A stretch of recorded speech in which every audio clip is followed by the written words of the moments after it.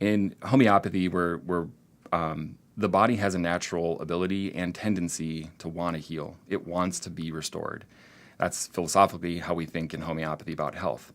So if you cut your finger, for example, not too deep, of course, but naturally it'll heal itself. Right. You don't have to do anything. So the body's always trying to seek wholeness and restoration. So we just use that tendency of the body we just augment it, we stimulate it, we enhance it. So rather than trying to, as I mentioned, eliminate just one symptom from the throat, for strep throat, let's say, we're actually trying to activate the body's own natural mechanisms to just deal with it, handle it. And I think the difference is most of the time an antibiotic will be effective at eliminating a strep throat, but the body's sort of susceptibility to strep throat doesn't change. In fact, it might even get worse because we're just suppressing that symptom. We're not actually alleviating it. And so in homeopathy, that's our goal, is to really remove someone's susceptibility to certain kinds of illnesses.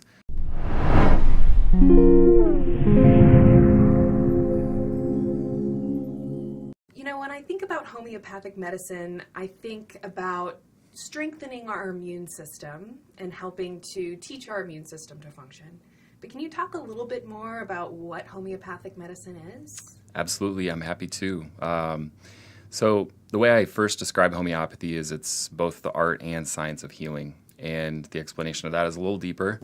But I think it's the art of healing in the sense that no two people are alike. So somebody could come to my office with, let's say, childhood ear infections, let's just as an example, but the homeopathic remedy that child may need might be totally different than another child who has recurring ear infections as well. So we individualize it to the person and not necessarily to the condition. And I think it's the science of healing in that we do follow really distinct principles of healing and that are replicable and depending on or regardless of the practitioner. So I think it's both the art and science of healing, and it's restorative. So we're working to help the body heal itself rather than eliminate a symptom. We're actually helping the body restore its own vitality and find its own way back to wellness. Okay. And can you talk a little bit? You said the principles of healing. Can you maybe share? Sure. So that really cuts straight to the core of homeopathy and what differentiates it from anything else, and that is the word itself, homeo, or homeopathy is two words, homeo and pathy. Homeo means similar, pathy means disease. So we follow what's called the law of similars in homeopathy. So people who are listening to this or coming to homeopathy and wanting to know about it, you don't have to understand what the law of similars is, but just as a modality, it is what differentiates homeopathy from anything else. But that's really kind of the big thing, and we're also looking to make sure that we give the minimum amount of remedy or homeopathic remedy is necessary to make sure that the body heals itself. So that's another principle. But again, fundamentally, the law of similars, and I could expand on that if you want me to, but we'll see. Sure, please. Okay. So as I mentioned, homeopathy is, it's really was kind of discovered by accident in the late 1700s by Dr. Samuel Hahnemann. And Dr. Hahnemann was pretty disgruntled with the medical practices of the time, which was using a lot of mercury and bloodletting and things like that. So he thought there's got to be a better way. He knew about kind of folk healing traditions and using herbs and things in nature to help the body. So, but he was a medical doctor, so he was still practicing medicine in that time. But at the time, malaria was running rampant in his region, and so what was used to treat malaria was quinine. Quinine is made from the bark of a tree. So he thought, well, what if I don't have malaria, but I actually take some of that quinine? What then happens? And he actually started to exhibit symptoms of malaria. So it was a peculiar observation, and what he found is that, well, what if I take that flower or that substance in nature and prepare it through a dilution process to kind of remove the toxicity of it, but I put it in my body, and he started recording symptoms. And those same symptoms that he found from, let's just say the element sulfur, for example, those same symptoms that he started to get when he took a little bit of sulfur are the same symptoms that it'll cure in somebody who's naturally occurring from those same symptoms. So that's the law of similars. Like I said, it's very complicated. You don't have to understand it, but that's how it differentiates homeopathy from, let's say, crude herbs or vitamins or minerals or supplements like that, is using the law of similars. Okay. So to go back to that example of childhood ear infections, because, when you came in today, I asked you, what are the common things that you see? And you mentioned, autism, chronic ear infections, chronic strep throat. So I just thought it would be really interesting for you to maybe flesh out, taking that example of ear infections, maybe the, kind of sequence of events to figure out how you're going to help that patient. Sure. Yeah, absolutely. So I'll take a recent example, 3-year-old boy, and he was brought into the office because of that, chronic ear infections. Been happening since around 18 months old. And what I'll do during a consultation is just get as specific as I can about what those symptoms are. So in other words, is it the left ear? Is it the right ear that has the ear infection? Was it the left ear that moved to the right ear, or vice versa? Right. Is there any discharge coming out or not? And did it come on with a cough or a cold or other symptoms? What's the disposition of the child? Are they cranky and irritable and capricious? Or are they really subdued and with a lot of malaise? Taking into account all the mental, emotional, and physical symptoms will paint the holistic picture for me. And then that, again, will point me in the direction as to what specific homeopathic remedy will help support his system the best to recover and get well. Okay. So then, taking that law of similars, so to speak, you mentioned that that's kind of what differentiates it from typical herbal medicine. Can you elaborate on that a little bit? Sure. So let's just take herbal medicine. Herbs, I to be frank, I'm not that familiar with like what herb will do what. Mm-hmm. That is different than homeopathy. But what I can say is that usually you take an herb for maybe 1 or 2 conditions. Like we'll just take ear infections. Take an herb for ear infections rather than getting very specific and individualized, as I just mentioned. So all of those symptoms that I just talked about, let's say it's a left-sided ear infection and it's been recurring monthly for 12 months. The child is, as I mentioned, capricious, irritable, things like that. Oh, kids are never like that. So I might, in that instance, consider the homeopathic remedy called chamomile.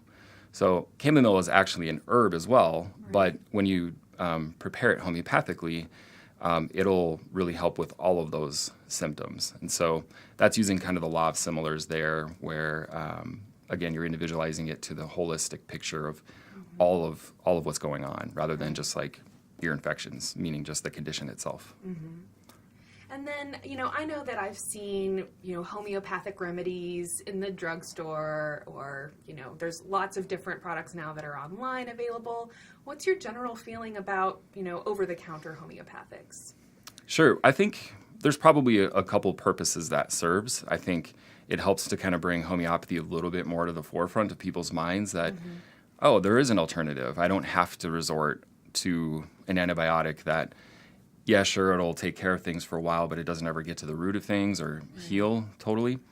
So I think it does good to get the word out, if you will.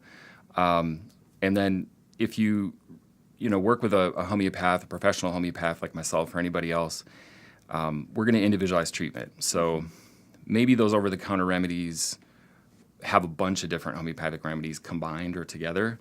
Whereas if you work with a professional homeopath, we're going to find one that'll fit the whole picture. So that over-the-counter remedy may or may not help.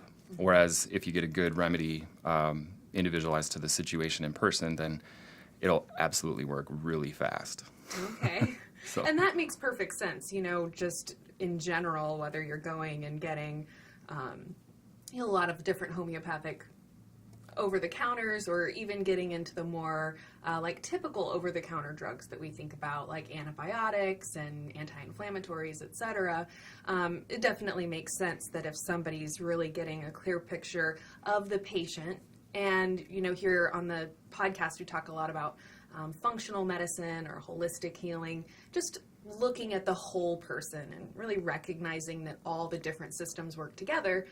So that makes perfect sense that you're able to, be a lot more effective when you're coming at it from a much more targeted and personalized perspective. Can you talk a little bit about, I think probably antibiotics are the most, common drug that people reach for when there's, like you said, ear infections or illness, certainly cold and flu. Yeah. Sure. Yeah.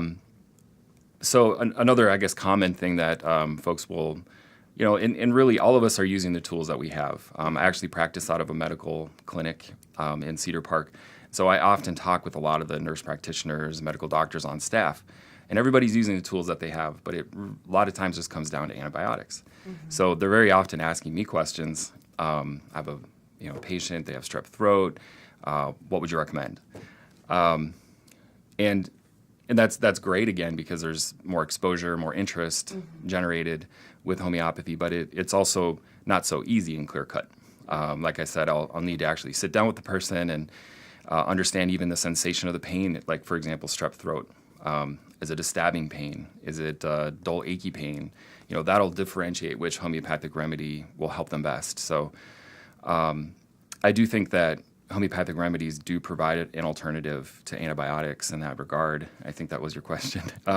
But yeah, we just have to approach it in a little bit more individualized way.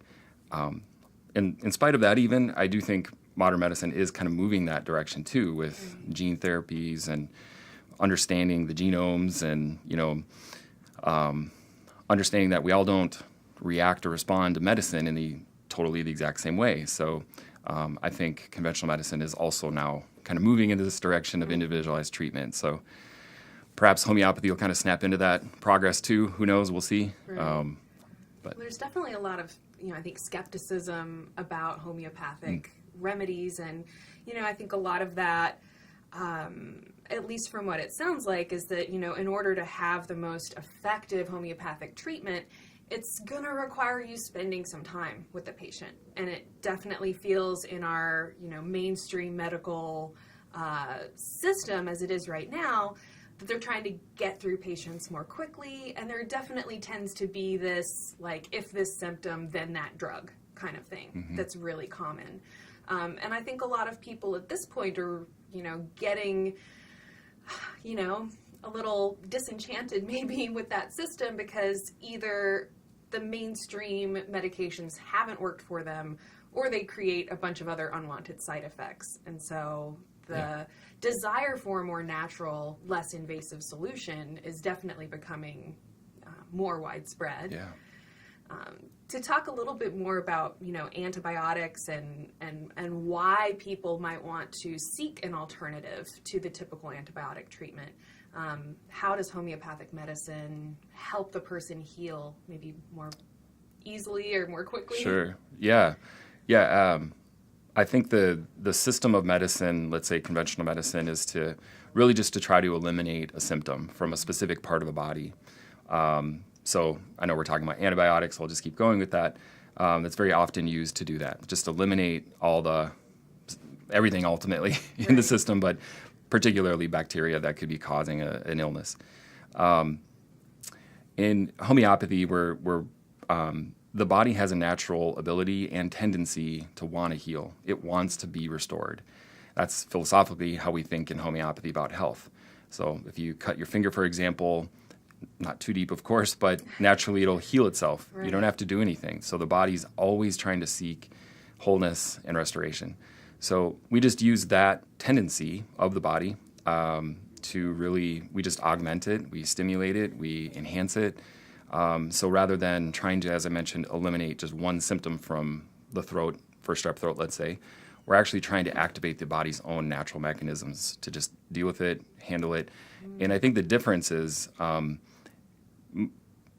most of the time an antibiotic will be effective at eliminating a strep throat, but the body's sort of susceptibility to strep throat doesn't change. In fact, it might even get worse because we're just suppressing that symptom. We're not actually alleviating it. And so in homeopathy, that's our goal, is to really remove someone's susceptibility to certain kinds of illnesses.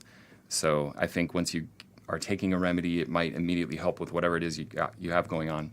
But then it also, in a general way, helps you become less susceptible to getting sick again later. So it's kind of like a healing from the inside out kind of thing. To view the full video version of this interview, along with hundreds of other life-changing health and wellness videos, subscribe to wellnessplus.tv or simply become a Patreon supporter at patreon.com/Psychetruth. And remember that if you want to be alerted of our new YouTube videos, you've got to be subscribed and click that notification bell. You can listen to this full podcast interview for free right now on your favorite podcast apps, including Spotify, Apple Podcasts, and more. I've included all the links you need down in the description below. Let's get started. We are going to rock out with some of the most essential ab exercises that you need to have the abs that you've always dreamed of. Hi, I'm Hannah, and welcome to my 10-minute HIIT series. It's going to maximize your time, burn more calories, and give you more bang for your buck. This is how to massage for beginners. Now we'll be going over basic techniques, but most importantly, we're going to talk about some of the secret tricks and techniques that you can do that will make any massage move feel good. I've blended techniques to help you connect with students, and you can be a rock star teacher. You don't have to be flexible to do yoga. You just have to breathe and follow along with these poses. So this is a fantastic course for you if you are looking to find more confidence in your yoga practice. Welcome back to Yoga with Jess. We're going to work on some foundational basic postures. We're going to progress through some intermediate and advanced postures and just address overall wellness and stress reduction.